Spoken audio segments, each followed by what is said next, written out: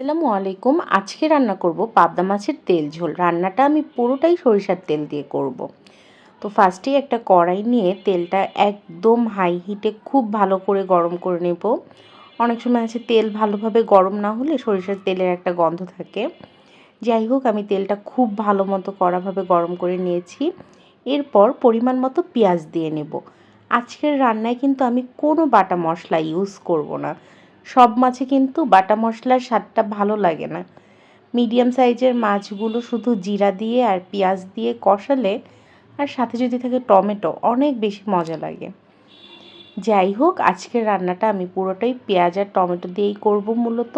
সামান্য একটু হলুদ, সামান্য একটু জিরা আর সামান্য একটু ধনিয়া দিয়ে নেব।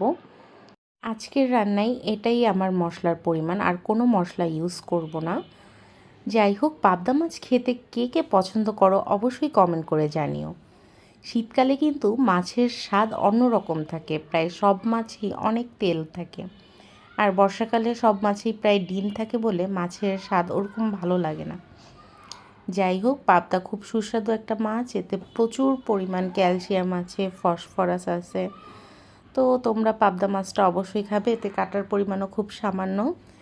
আর পাবদার এই নরম কাঁটাটা কিন্তু শরীরের জন্য অনেক উপকারী, যেটা আমাদের ওমেগা 3 ফ্যাটি অ্যাসিড দেয়।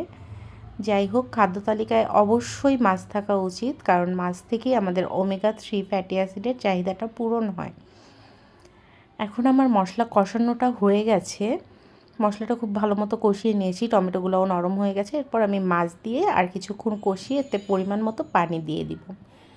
মাছটা খুব বেশি বড়ও ছিল না, খুব ছোটও ছিল না। এখনকার যেহেতু বেশিরভাগই চাষ করা মাছ, তো একটু মিডিয়াম সাইজ খেলে না ওরকম গন্ধ লাগে না, আর খেতেও মজা লাগে। জানি না এটা চাষ করা নাকি দেশাল, সবাই তো দেশাল বলেই বিক্রি করে। তো মাছটা আমি এখন খুব ভালো মতো কষিয়ে নিচ্ছি। এখন আমি পরিমাণ মতো পানি দিয়ে দেবো।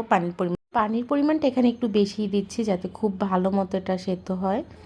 যেহেতু অন্য মশলা নেই এখান থেকে, যাতে মাছের গন্ধটাও না আসে, এই কারণে আমি একটু বেশি সময় ধরে এটা জাল করব। যাই হোক, আমার রান্না প্রায় হয়ে গেছে, একটু ঝোলঝোলি রাখবো। পাবদার এই তেল ঝোলটা কিন্তু খেতে অনেক মজা লাগে।